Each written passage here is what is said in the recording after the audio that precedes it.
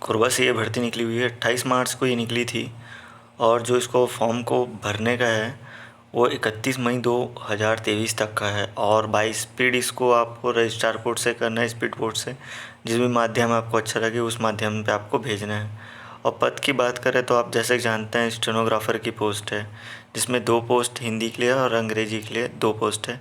और सहायक ग्रेड के यहाँ पर निकले हैं टोटल 28 पोस्ट, जिसमें अनुसूचित जनजाति के लिए यहाँ पर 4 पद हैं और स्टेनोग्राफर के लिए 1 पद हैं और अनुसूचित जाति के लिए यहाँ पर 4 पद हैं जो कि सहायक ग्रेड से हैं और 1 महिला के लिए इसमें आरक्षित है। अन्य पिछड़ा वर्ग की बात करें तो 3 इसमें मुक्त है और 1 महिला के लिए इसमें आरक्षित है। और अनारक्षित से इसमें टोटल यहाँ पर देखें तो 9 पोस्ट हैं, जिसमें से यहाँ पर 2 पोस्ट पहले से मुक्त लिखे हुए हैं जो कि स्टेनोग्राफर के हैं और सहायक ग्रेड के 9 पोस्ट हैं। और जिसका मुक्त है इसमें टोटल 11 और महिला के लिए इसमें है 4 आरक्षित है और भूतपूर्व सैनिक के लिए इसमें इन्होंने 1 दे के रखा हुआ है। आगे बढ़ने से पहले आप लोगों को बताना चाहूँगा कि अपन इस वीडियो पे देखने वाले हैं कि योग्यता क्या मांगी हुई है, आयु सीमा क्या है, अन्य शर्तें और चयन की प्रक्रिया देखेंगे। तो दोस्तों आपने अभी तक सब्सक्राइब नहीं करा तो सब्सक्राइब कर लो, क्योंकि मैं डेली आप लोगों के लिए वीडियो लाता रहता हूँ भर्ती से रिलेटेड। तो बात करें यहाँ पर पात्रता, उससे पहले यहाँ पर बताना चाहूँगा, यहाँ पर दिया हुआ है महिला एवं भूतपूर्व सैनिक से नहीं मिलते तो जो अनारक्षित श्रेणी से मुक्त पदों के आधार पर वरीयता के आधार पर चयन किया जाएगा, उन्होंने बता के रखा हुआ है। और भर्ती की पात्रता देखें तो स्टेनोग्राफर हिंदी और इंग्लिश के लिए एक ही है, मगर हिंदी का हिंदी मांगा हुआ है और अंग्रेजी का अंग्रेजी, तो अपन बस हिंदी का देखते हैं। तो यहाँ पर बोला हुआ है किसी मान्यता प्राप्त विश्वविद्यालय से अनारक्षित वर्ग से 45% अंकों के साथ एवं आरक्षित वर्ग के लिए 40% अंकों के साथ स्नातक होना चाहिए। और छत्तीसगढ़ एवं मध्य प्रदेश शीघ्र लेखन मुद्रा लेखन बोर्ड या शासन द्वारा मान्यता प्राप्त अन्य समकक्ष बोर्ड से शीघ्र लेखन में परीक्षा उत्तीर्ण होनी चाहिए। और diploma in computer application DCA या MS वर्ड व इंटरनेट का न्यूनतम कंप्यूटर का ज्ञान होना चाहिए। अभ्यर्थियों की कंप्यूटर में हिंदी में टाइपिंग 5000 की डिप्रेशन प्रति घंटे की होनी चाहिए।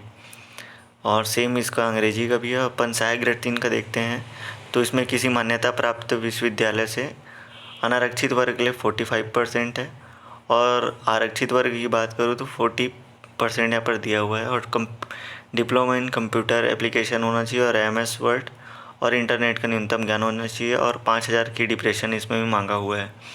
और वेतन की बात करूँ तो यहाँ पर 19,500 से 62,000 तक इसमें दिया हुआ है। और वही स्टेनोग्राफर की बात करूँ तो 28,700 से 91,000 यहाँ पर दिया हुआ है।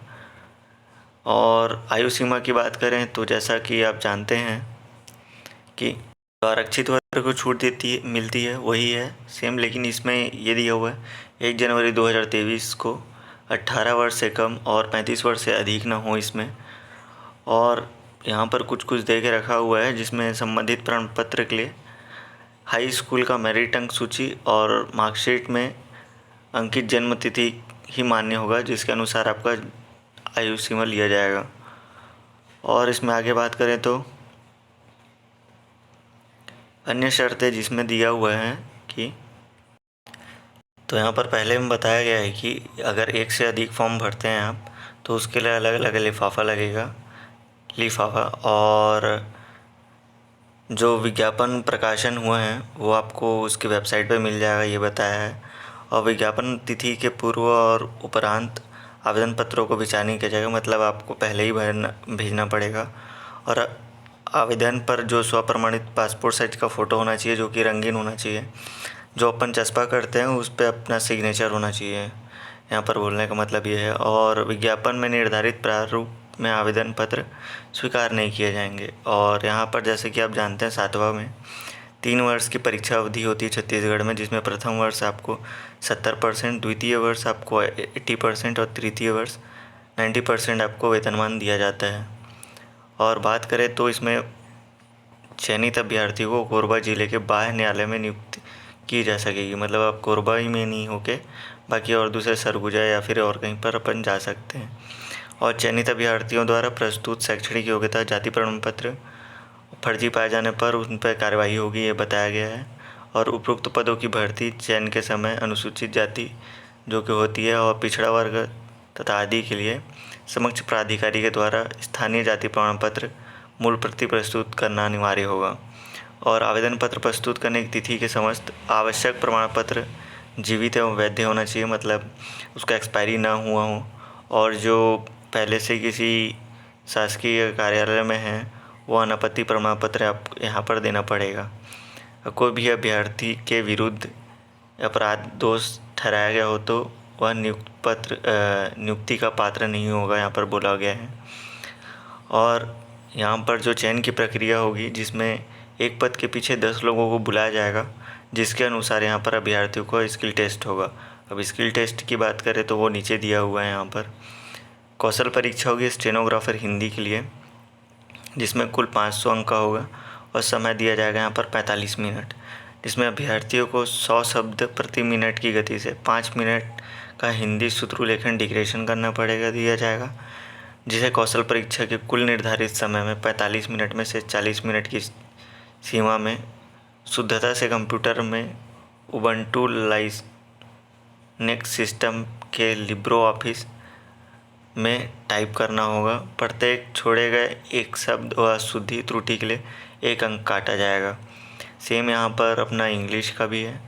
और बात करें तो यहाँ पर सहायक ग्रेड का यहाँ पर थोड़ा चेंज है, जिसमें दिया हुआ है अभ्यर्थियों को 250 शब्दों का गद्यांश को निर्धारित समय में 10 मिनट में शुद्धता से कंप्यूटर में यूनिकोड फॉन्ट और मैजिकल ईटीसी पे टाइप करना होगा। प्रत्येक छोड़े गए के लिए 1 नंबर यहाँ पर काटा जाएगा। और नोट यहाँ पर सेटिंग या हेल्डिंग, बोल्ड, पैराग्राफ, अंडरलाइन आदि को भी अशुद्धि त्रुटि मानी जाएगी। जो अपन पैराग्राफ में स्पेस देते हैं वो सबको। और बात करें तो यहाँ पर टिप दिया हुआ है स्टेनोग्राफर हिंदी इंग्लिश के लिए सहायक ग्रेड पद हेतु आयोजित कौशल परीक्षा में एक अभ्यर्थी के लिए 1 से अधिक पद हेतु आवेदन पत्र प्रस्तुत करने की दशा में उसे प्रत्येक पद के लिए आयोजित कौशल परीक्षा में शामिल होगा। मतलब आप अगर दोनों के लिए भेज रहे हैं, दोनों में आप अगर पात्र हैं तो आपको यहाँ पर दोनों के लिए कौशल परीक्षा ली जाएगी। और वर्गवार मेरिट सूची की बात करें तो यहाँ पर कौशल परीक्षा स्किल टेस्ट में प्राप्त अंकों के आधार पर वर्गाकार अंतिम चयन सूची यहाँ पर तैयारी की जाएगी, जो वेबसाइट पर अपलोड होगी। और वर्गाकार परीक्षा में सूची यहाँ पर दूसरा दिया हुआ है, जिसमें कौशल परीक्षा में प्राप्त अंकों के आधार पर विज्ञापित पदों की संख्या में बार ही वर्गाकार प्रतीक्षा सूची भी जारी की जाएगी, जो अधिकतम 1 वर्ष के लिए वैध एवं प्रभावशाली होगी। माफ़ करिए, मैं यहाँ पर स्पेस बोर्ड डाला था जो कि यहाँ पर मुझे बोलना चाहिए था अंडरलाइन। और बात करें तो यहाँ पर समान अंकों की दशा में जन्म तिथि के आधार पर वरिष्ठ को चयन किया जाएगा। मतलब जैसा कि कुछ लोग होते हैं बड़े, उनका पहले ही सिलेक्शन ले लेंगे, ये बोल रहे हैं समान अंक आने पर। और जन्म तिथि भी समान होने पर अंग्रेजी वर्णमाला के अनुसार जिस अभ्यर्थी का नाम प्रथम आएगा उसे चयनित किया जाएगा।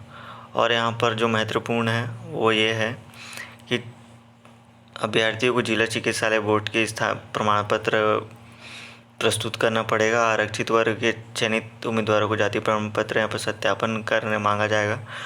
बाकी आप सभी पढ़ सकते हैं दोस्तों। बाकी मैं साइट का लिंक दे दिया हूँ, आप जाके वहाँ पर से डाउनलोड कर सकते हैं।